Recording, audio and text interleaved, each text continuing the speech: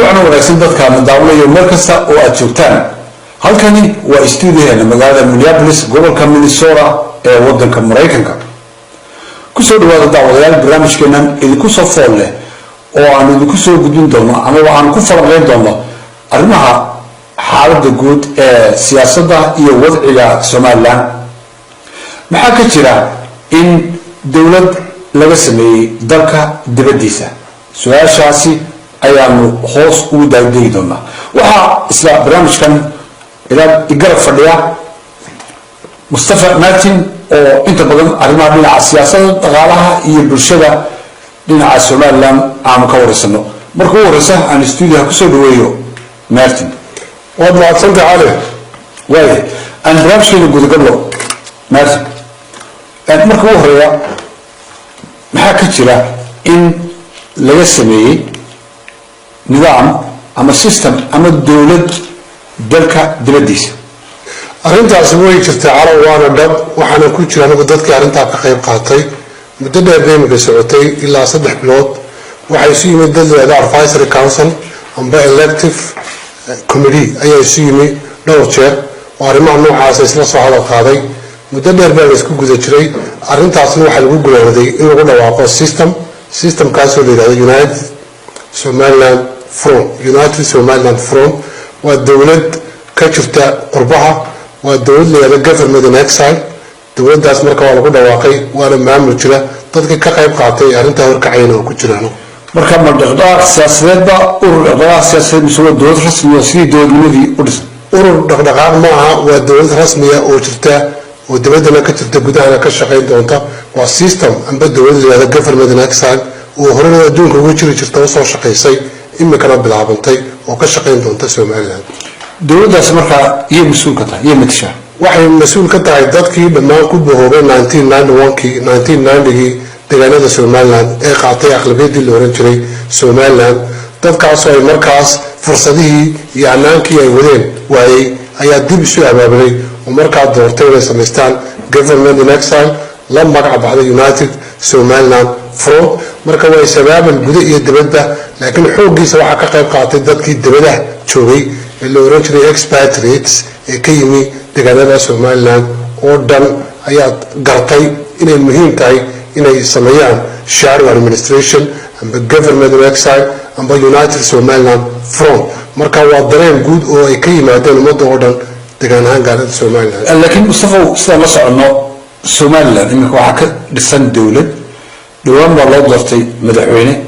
madaxweynahaas oo lagu magacaabo Muuse Biixi Cabdi sida uu dhici kartaa iyadoo dawlad dhisan tahay in dawlad kale ka dul samaysaan waxaa jirta dawladdan iyo maamulkan aad sheegtay maamul muu ahayn ku yimi si rasmi ah oo ummaddu ay dooratay oo xalaal ku yimi ma ahayn waa maamul ay qaadacday majority-ga waddanku marka dawladdii rasmiga ahayd saxda ahayd maaha codna kumay soo bixin waa dawlad ku timi maroorsi marka United Somaliland Front waxay diidan tahayba dawladda la magac baxday jeegaanta waana system ka gedisan systemkaas haddana dib ugu noqonana gudaha laga ku faahfaahinay waa system isagu ka jiri kara Soomaaliland dibad iyo gudaha labadaba xagee laga dhawaaqay dawladda marka waxa laga dhawaaqay dawladda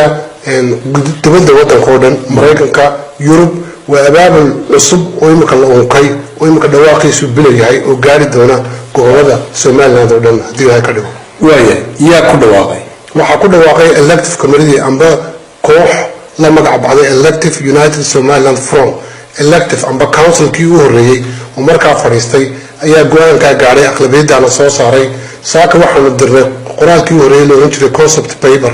waanu dirnay international community-ga United Nations-ka higher institutions-ka iyo adduunyada wixii diblomaasiyad ku shaqeeya oo dhan marka go'aanka waxa qaatay selective committee-ga inta markaa gacanta ku haysay laakiin guud ahaan waxa loo soo bandhigi doonaa waxa la wixii ummadda rabayna ka qayb qaataan gudaha iyo dibad labadaba yaa idin dirsaday markaa dawladda waxa loo dirsaday arrintan waxay ku timi waa su'aal wanaagsan waxay ku timi baahi weyn oo loo qabo in la helo iskaashi iyo cadaalad iyo sinaan iyo midnimo arrintaa waxay ka soo ukuntay dhammaan ummadda reer Soomaaliland oo dhan waxaana dirsaday waxa weeyaan dareenno hore oo qabnay oo ahayd in la sameeyo mustaqbalkii ummadda Soomaaliland in la sugo Soomaaliland xuduudaheedii in la sameeyo Soomaaliland isku filan oo iskaashata oo dhaqaalaheeda iyo arrimaheedana wada difaacan karta arrintaas markaana dirtay waana self reliance anagu aan iska xil saarnay oo cidna haba yaraatee ka sugan inayna dirtay laakiin anagu ah citizenska Somaliland anagu ah dadkii aqoonyahanka ahaa dadkii wadanka u dhashay ayaa go'aanka gaadhnay inaan sidaas sameeyno anagu go'aanada dadun baa gaadha anagu waxaan kamid ahay dadkii go'aankan gaadhay ee ku dhaqaaqay ee sameeyay arrintan go'aanka Somaliland dad baa gaadhay go'aanadii Soomaaliya lagu mideeyay dad baa gaadhay Mareykanka hadda dadka taariikhdiisii tii baadhigay dad baa gaadhay ummadda ciidan baa warkacata horseedkeeda anaga lahayn anaga la tawadayna waayo nidaamkani dowladda cusub maartin marka ma reer bay matalayaan ma qabiil bay ka socdaan ma reer Somaliland oo dhan ba madada sutagaba faahfaahinta su-aashaas waxa weeyaan Somaliland horta hadda reeray ka kooban tahay maamul baa la isugu yimid 1990 la oran jiray Somaliland reeraha Somaliland oo dhan baa ku boobay maamulkii waxa ku dhacay in marka dadkii loo inkaday ay uma bixeen jeegaan laba reer isku gacan saareen salaadiina u yeesheen in adduunyada oo dhan ka arkanay dadkaas waxay markaa reer ahaan u bedesheen qalabkii iyo ciidankii iyo saami qaybsigii ummadda dawladda lagu wareejiyay waagii riyaale ayay u bedeleen reer marka waxa weeyaan intii markaa wadanka deganeed oo dhamana waa baahi ay u qabaan inay samaystaan maamul marka United Somaliland from reeraha oo dhan ku jiraan reerana kama maqnaa waayo iyo ka madaxweynaha waxa ka madaxweynaha markii committee-gaas uu fariistay qofkii ugu horeeyay la isla qaatay inuu madaxweyne ka noqdo waa aniga oo ah Mustafa Martin Maxamed anigana mas'uuliyadda qaatay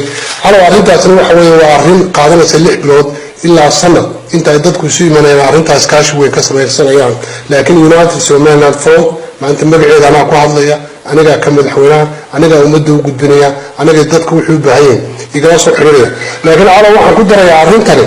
arrintan aniga madaxweynaha ma aha arrin centralization keedu yahay centralization keligeed fadhiya aniga maaha laakiin wax loo soo bandhigay ummadda ka qayb qaadanaya reer Awdal reer Hargeysa reer Burco reer Hargeysa iyo dhammaan waxa qurbaha jooga oo dhan marka waa system aan soo bandhigay loo dhawaan dhawaaqaaga markay maqlaan reer Somaliland inta gudaha ku jirta sidee u arkeen mas'ala dadku waa laba kooxo sidoo ka dhanasayna dadka badankiisu boqolkiiba 70 way soo dhaweynayaan waxaana ku dhawaaqnaa calaw iskaashi cadaalad iyo sinaan iyo walaaltinimo iyo badbaado qaran marka qof allaala qofkii dan kale amba muraad kale wadankaas waxaan u maranaynaa qayb ka mid noqon doono way dhici kartaa dad iyagu si gaar ah naas nuujin hoose uga qaba qolooyinkan jeegaantu inay ka hor yimaadaan arrintan laakiin majority-ga wadanku way qaadanayaan kuwana dacwad ayaan la furaynaa inay tahay waxna badbaado qaran in iyaga laftigooda ay badbaado u tahay aynu arrimahaas ka wada shaqeynana waa muhiim inta aynan eegin nidaam caynkaas oo kale dowladaha ku soo dhaqmay ama meelaha caalamka kaga dhaqmay waxaan jecelahay inaynu eegno marka ugu horeysa baahida loo qabo dowlad noocan oo kale oo dibadda laga sameeyo iyadoo ay dowladda gudaha ka jirto waa maxay baahida loo qaba in la sameeyo dowlad aad iyo aad horta sidaad la socoto waxa ka dhacay Somaliland arrin aad iyo aad u xun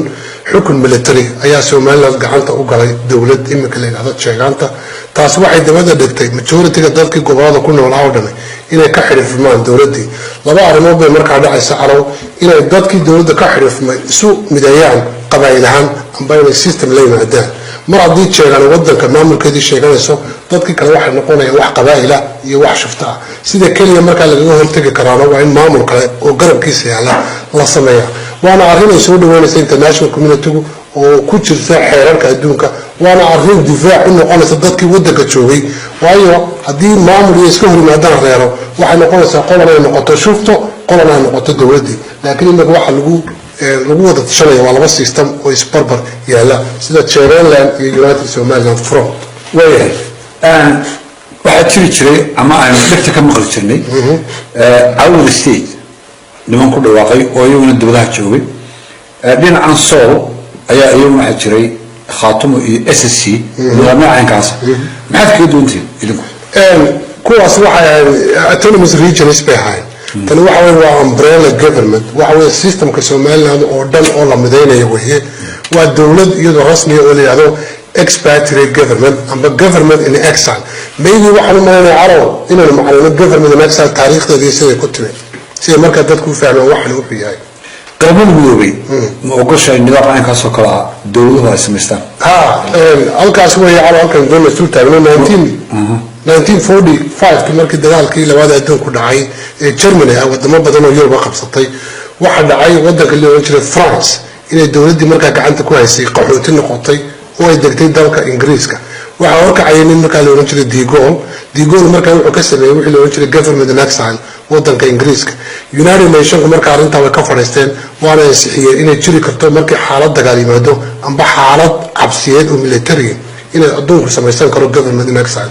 waddamadii berigaa ku najaxay waxaa ka mid ah wadanka la yidhaahdo France waxaa ka mid ah Yugoslavia ka mid ah wadamada imika soo galay ee Faransiiska marka lagu daro waxaa ka mid ah imika Ukraine oo 6 bilood ka hor samaysatay wadanka la yidhaahdo Chile waxaa ka mid ahaa wadanka la yidhaahdo Haiti waxaa ka mid ahaa East Timor hadda imika waxaa ku dhawaaqaysa iyada laftigooda qorshayaal laga wado Kenya Raila Odinga isaga laftigiisa arrin noocaasa ayuu wadaa marka waa system United Nations ay ogolyihiin arrintan caro waa arrin legal way government in exile way jirtaa waxay United Nations soo saareen 5 qodob oo kale laga shaqeyn karo government in exile inay samaysan karto ciidan iyo military ka shaqeeyo xuduudaha wadanka waxay kala soo saareen inay diblomaasiyad adeegsan karto wax la wixii wadan kale ay la hadli karaan iyagoo kala xaajoonaya dalahooda gaarka inay nabadgelyadooda iyo security-gooda sugi karaan iyo inay qaadan karaan astaan calan iyo astaan card ID iyo inay samaysan karaan intaba dhaqaalaha meesha ka helayno oo dhan iyo waxaas oo dhan waa qayb aanu gacanta ku haynayada laftigooda marka waxaas oo dhan charterka United Nations wuu ogolay waxaan ku daray xitaa Germany ugu dambeysay markii dagaalkii labaad ee adduunku dhamaaday ee Russia ay qabsatay meeshii la oran jiray Bonn iyo caasimadii kale Germanka Berlin waxa dhacday in la sameeyay wixii la oran jiray administration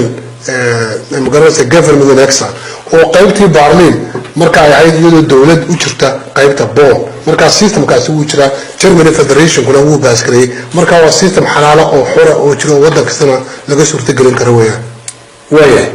sidee wadanka u gaari kartaa ololaha iminka ku jirna waxa weeye horta go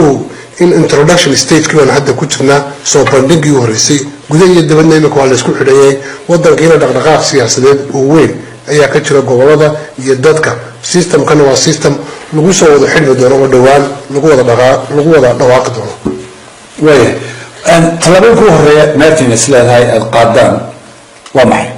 talaabooyinka horta u helaysa waxa weeye inaan ummadda reer Somaliland dacwadan aan wadno u samayno oo aan macno qadiyadii Somaliland faraha ka baxday Somaliland wada jira oo isku tashatay oo iskaashi adag leh ayaa wax ka tari karta Somaliland Soomaaliya la gorgortami karta calaw mustaqbalka ummadda Soomaaliya maanta meel kastuu joogo waa isku wada mid ummadda abaaro ku dhacay xoolihii ka baxeen sida intaa leeg dhabarka u qaatay maanta waxay u baahan tahay wada jir iyo iskaashi marka dacwadan u sameeyay waxa weeye wadankan jeegaan ma xukumi karto mana la aqbalayo lagamana gayoon karo marka United Somaliland Front waxa weeye qorraxdii ku soo bixi lahayd jeegaanta qorraxdu markay ku soo baxdo jeegaanta laba mirir ma sii joogto marka tan waa qorrax u soo baxday ummadda reer Somaliland waa iskaashi caalamiya reeraha deegaanada dadku waa arrin soo dhaweynaysa wada hadalkii ummadda reer Soomaaliya oo huraysa in ummadda Soomaaliyeed ilmaha Soomaaliyeed uu nolol iyo sharaf iyo ciis iyo wanaag ku joogo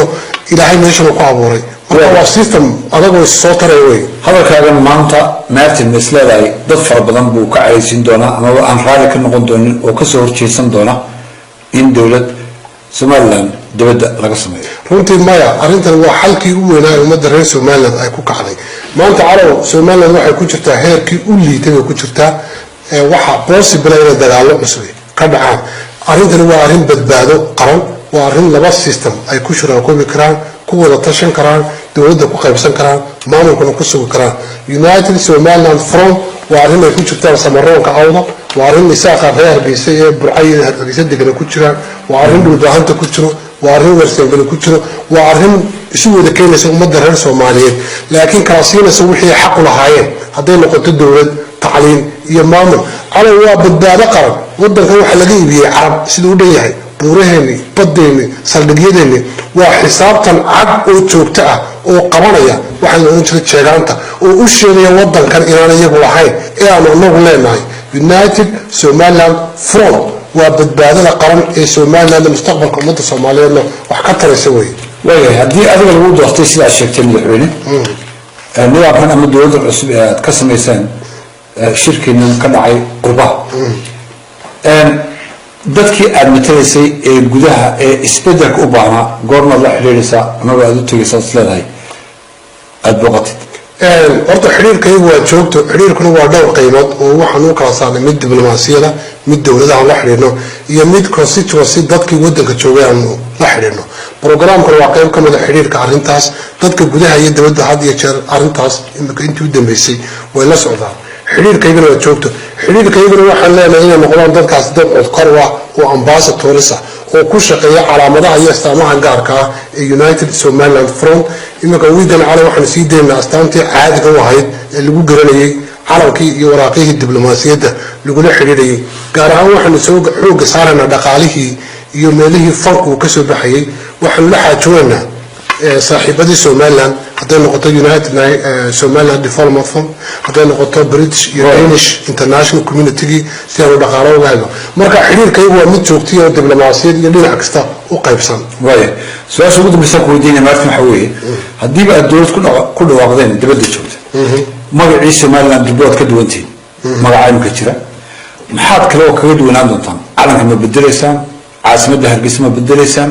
maxaad isleediin aad kaga duwanaataan waxyaabo badan baan anagu bedelanaa horta calankayga anaga astaantiisa gaarka waxa weeye red black and blue arrintaasna waxaan u keenay aan isla garanay red oo matalaya ummaddu inay waxaan doonayso inay naftooda u horto wadamo kan naftiisa loo horay dadkan ay jeegaanta doonayso inay wadan ka boobtana naftooda ay u horayaan haddii la waayo nabadgelyo madowgii oo matalaya dadkii iyo calaamadan buluuga oo matalaysa cirka iyo diinada ummadda Soomaaliyeed oo dhan marka saddexdaa midab ayaan noo kaga duwanahay laakiin gundhigaygu waxa weeye waa qorax amba ilaa isku soo baxday ummadda reer Somaliland oo iska hortaagayso jeegaanto astaamaha gaarka ah waxa ka mid ah